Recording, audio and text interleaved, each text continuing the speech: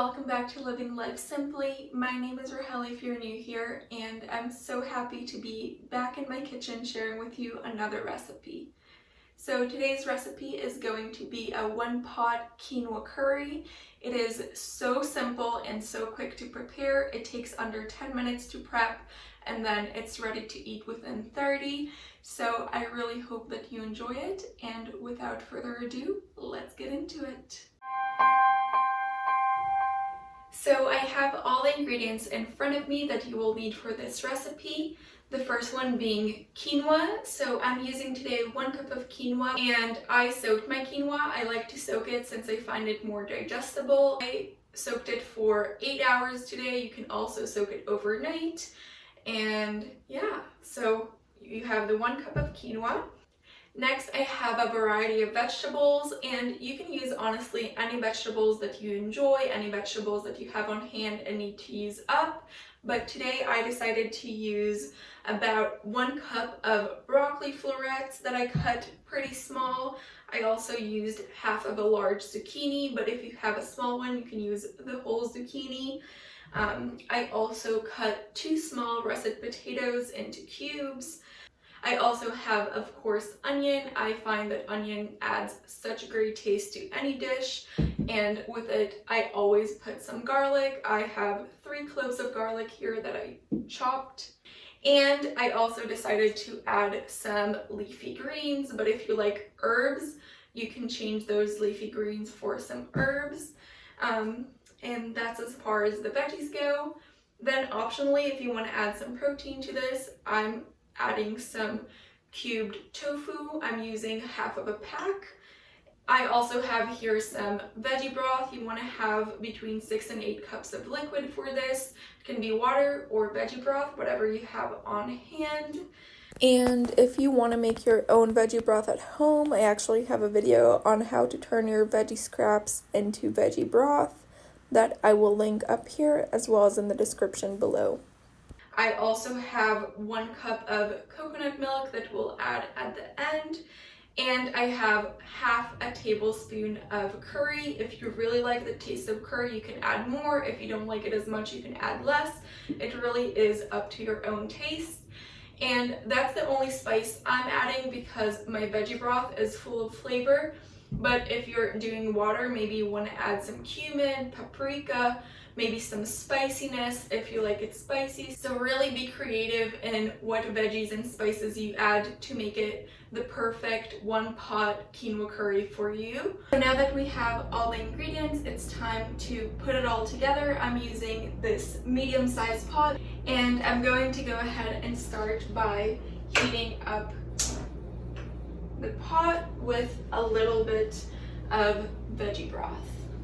Once I have that, I'm going to go ahead and add in the onion as well as the garlic.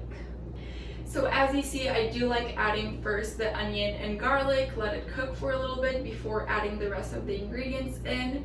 And normally when I'm not filming a video and I don't prep everything ahead of time, this is when I will chop the rest of the veggies that go in there. But since this is a video, I prep them ahead of time. So let's go ahead and skip ahead 3 minutes once the garlic and onions are where I like them to be.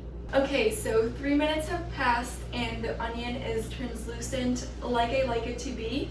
So now we can add the rest of the ingredients. So I'm gonna start by adding the potatoes. Next, I will go ahead and add the zucchini, then the broccoli, the tofu, the quinoa. Of course, we can't forget the curry powder. And now we want to cover it all up with the liquids. As you might have noticed, I did not add in the green leaves as well as the coconut milk. I will add these at the end of the process. Now I'm bringing the pot up to a boil on high heat. Once it reaches the boiling point, I will turn it down to medium heat. I will let it simmer for about 15 to 20 minutes. During this time, all the liquid should be absorbed by the veggies and quinoa. The quinoa should get cooked as well as the veggies. And that is when I'll check in with you next.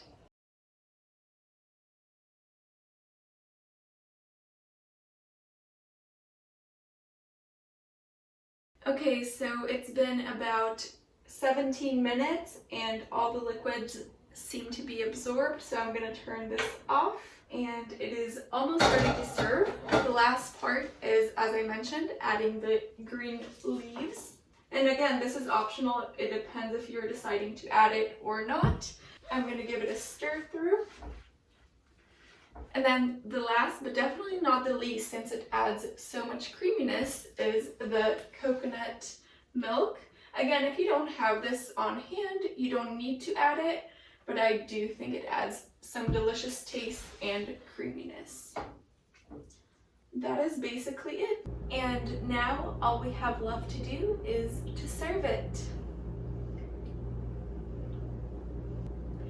This recipe makes for about 4 to 5 medium portions, so it can be enough for a meal prep or a large family, but you can always make double if you would like to either freeze it or have more leftovers. And as always, the full recipe will be written out on the Living Life Simply website, which I will link down below. That is all for today's video. I hope you enjoyed this simple recipe. If you did, make sure to like it. And if you give it a try, let me know in the comments below what you think about it, or you can always tag me in your pictures on Instagram, as I love to see your beautiful creations. If this is your first time here in the Living Life Simply channel, make sure to subscribe down below and join the community. And feel free to share this recipe with whoever you think might enjoy it. I will see you very soon with a new video. Bye!